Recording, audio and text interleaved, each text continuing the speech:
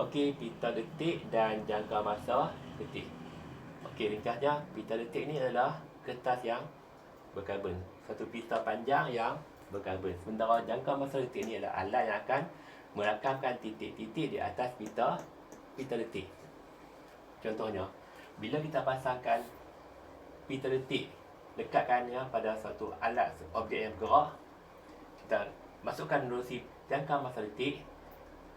Jangka masa detik ini akan membuat ketukan sebanyak 50 kali sesaat. Sebab kita pasangkan dia kepada bekalan kuasa 50 Hz arus ulang alik. Maknanya dia akan sentiasa membuat ketukan 50 kali sesaat. Jadi bila objek bergerak, kita akan dapat titik-titik di atas pita detik. Contohnya macam ni. Okey.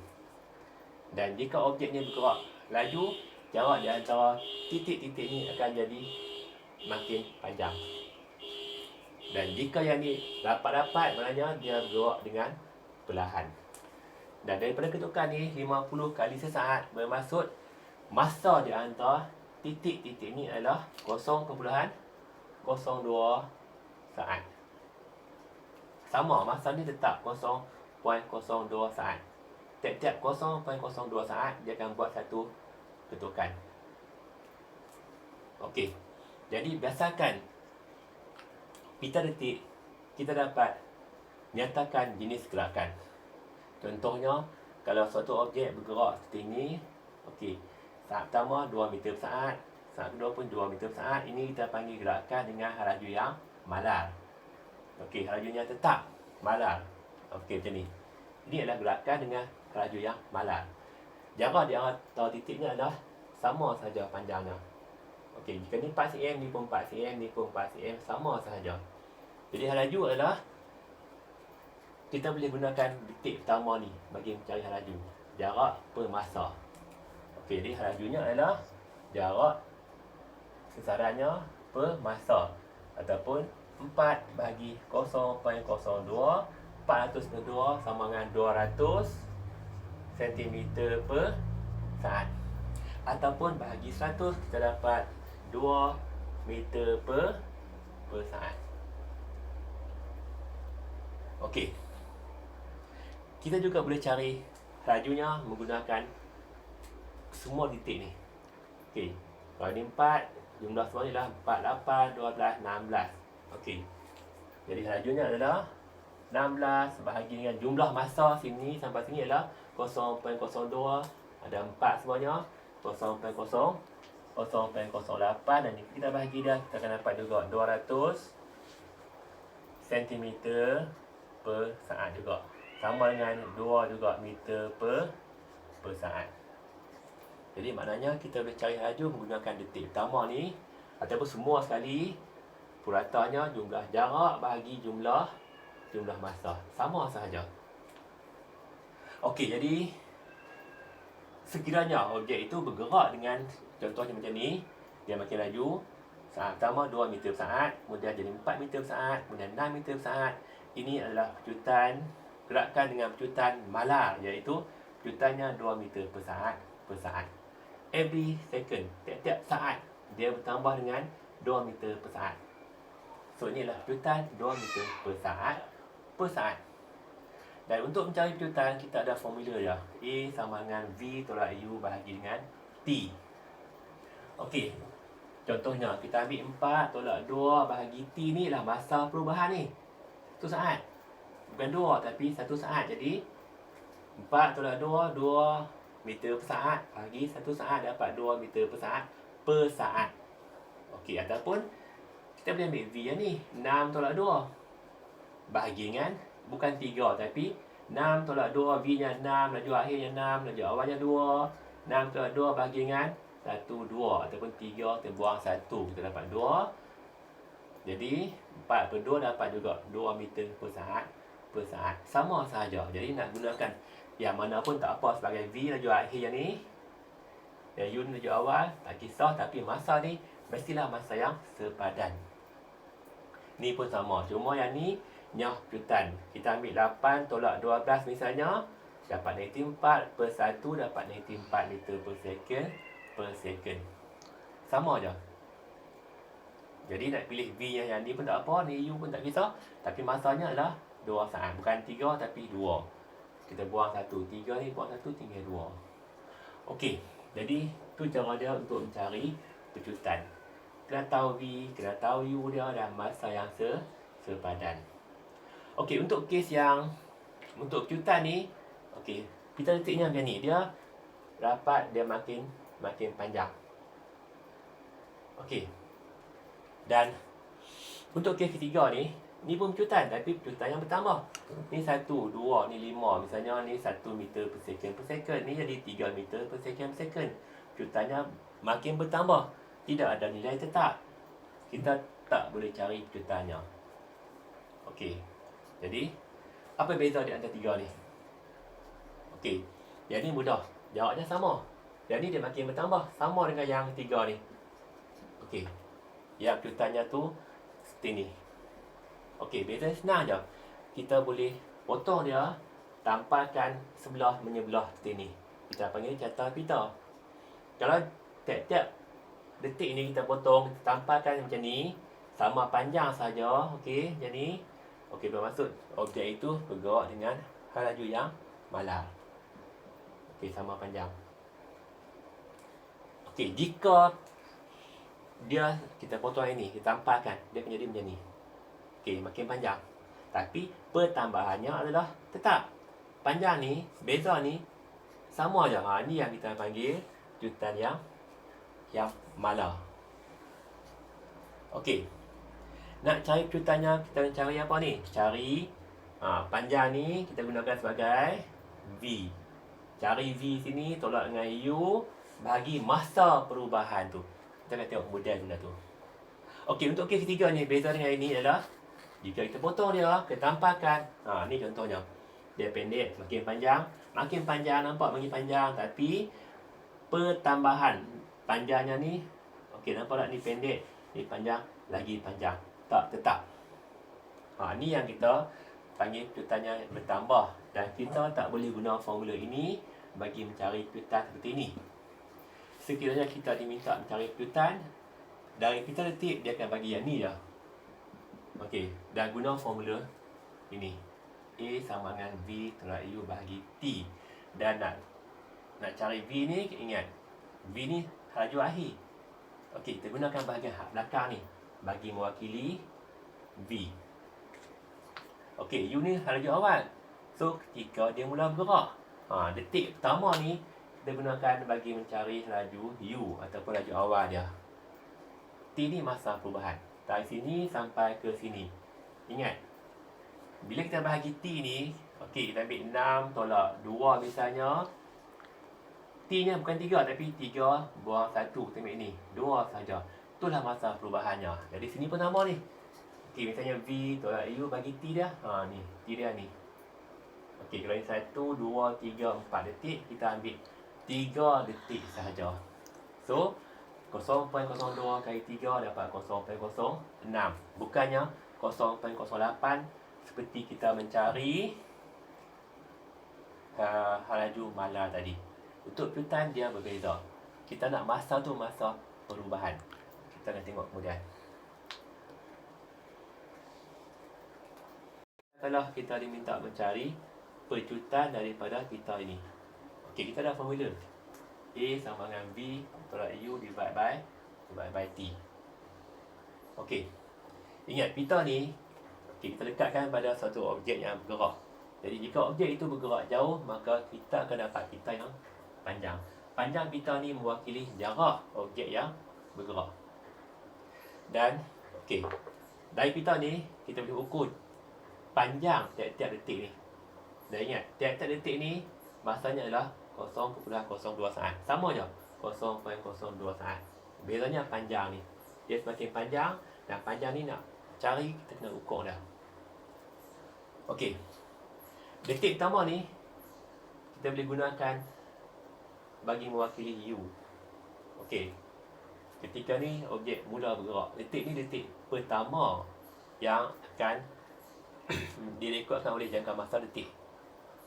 Okey. Dan bahagian akhir ni, detik akhir ni boleh mewakili laju akhirnya. Okey.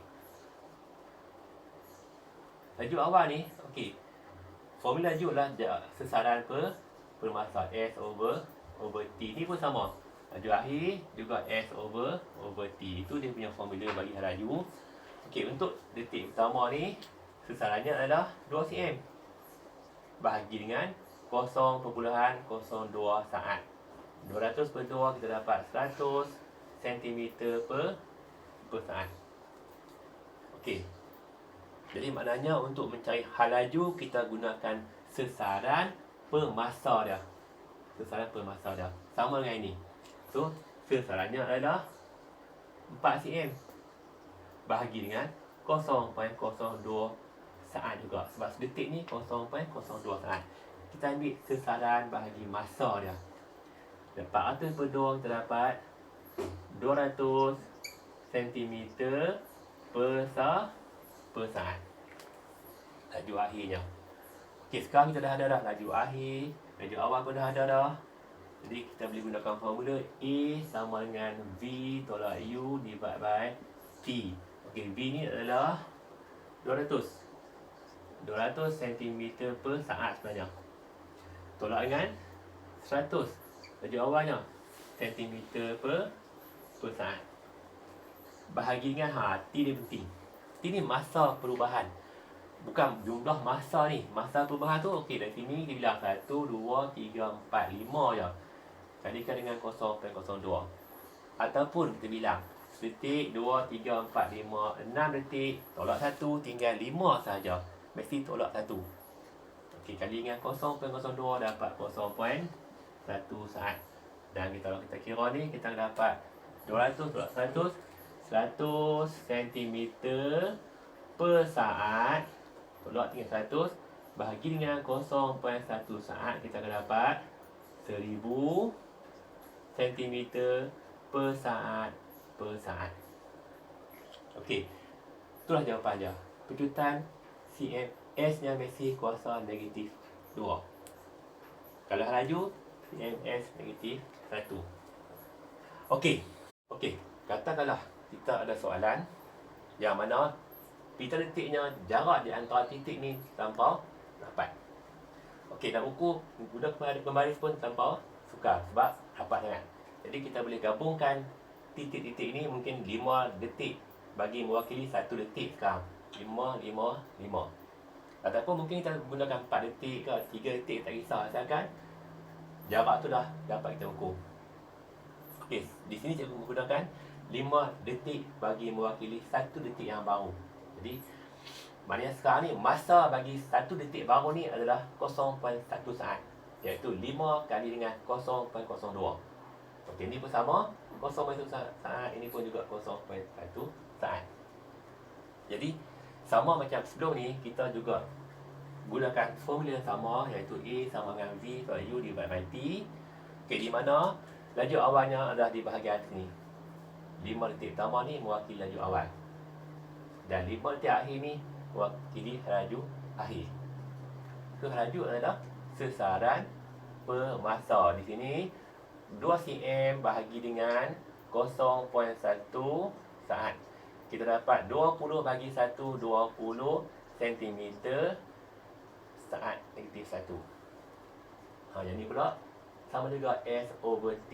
Yang ni adalah 4 cm bahagi 0.1 saat. Kita dapat 40 cm per saat. Okey, ini laju akhir, ini laju awal. So, pecutannya adalah A V minus U divided by T. V adalah 40 cm per saat tolak 20 cm per saat. Okey, bahagi T. Okey, T ni macam juga sebelum ni, kita ada 3 detik baru sekarang. Kita ambil 2 saja. Masa perubahannya, okey, 1, 2. 2 kali 0.1 dan 0.2. Dia akan jadi 40 tolak 20. 20 cm per saat bahagi dengan 0.2 saat. Jawapannya adalah 200 per 2, 100 cm per saat. Dan di pandai atas negatif 2. Itulah hal laju objek yang diwakili oleh pita detik ini. Okey, perhatikan. Sekarang ni sebenarnya kita membahagikan pita detik yang panjang ni pada 3 detik sahaja. Sebelum ni kita gunakan tiap-tiap detik ni adalah 1 detik. Yang ni mewakili U, yang hujung ni mewakili V. Sekarang ni kita bahagikan hanya kepada 3 detik. Dan 5 detik pertama ni sebagai U, 5 detik akhir ni sebagai V. Sebenarnya kita boleh gunakan bilangan ni tak kisah berapa pun, asalkan sama. Jadi sekiranya kita potong yang ni, kita tampakkan bersebelahan, kita dapat carta pita yang seperti ini. Perhatikan. Ini adalah carta pita yang mewakili pejutan yang malar. Bermaksud pertambahannya adalah seragam. Jika ni 2 cm, yang ni 4 cm, ini sepatutnya 3 cm. Jadi perhatikan. Sebenarnya cikgu juga boleh gunakan selain daripada cara ni, yang mana ini mewakili V, yang ni mewakili U, kita juga boleh gunakan detik kedua ni sebagai V, yang ni sebagai U. Jadi A sama, A adalah V U divided by T. Kita gunakan V ni, katakanlah kita ambil bahagian ni. V adalah 3 per 0.1 cm per 0.1 saat. Kita dapat apa ni? 30 cm per saat. U yang ni sama, 2 cm per 0.1 saat dapat 20. 20 cm per saat. A nya adalah sama dengan apa ni? V 30 tolak 20 cm per saat bahagi untuk masa ni sekarang. Bila kita gunakan 2 detik, kita ambil 1 saja. Masa perubahannya 1. So, bahagi 0.1, kita dapat 10 bahagi 0.1. Ini adalah cm per saat. Ini saat. Kita dapat juga masih 100 cm per saat. Sama sahaja. Maknanya bila kamu diminta mencari pejutan, ingat, kita biasanya gunakan yang ni sebagai U, ini sebagai V. Tapi sekiranya kita tahu panjang ni, kita juga boleh gunakan panjang ni sebagai V, yang ni sebagai U. Ataupun ni V, yang ni U. Sama sahaja, tak kisah. Cuma ingat, masa tu perlulah masa yang sepadan. Sebelum ni kita cari pejutan daripada soalan sebelum ni. Sedetik. Kita gunakan sedetik. So masa ni 0.02 saat. 2 cm, yang ni 4 cm. Ingat, ini pun pejutan yang malar. Bermaksud pertambahan ni sama. So jika ni 2 cm, yang ni 4 cm, kita tahu bahawa ni sepatutnya bahagikan bagi sama banyak tambahannya. Should be 2.4, 2.8, 3.2, 3.6, 4.0. Samalah. Kita nak gunakan yang mana pun sebagai V, mana sebagai U, tak kisah. Mungkin ni sebagai V, yang ni sebagai U yang kita buat sebelum ni. Ataupun mungkin ni sebagai V, ni sebagai U. Bila panjangnya kita tahu, jawapannya akan sama sahaja. Itu saja.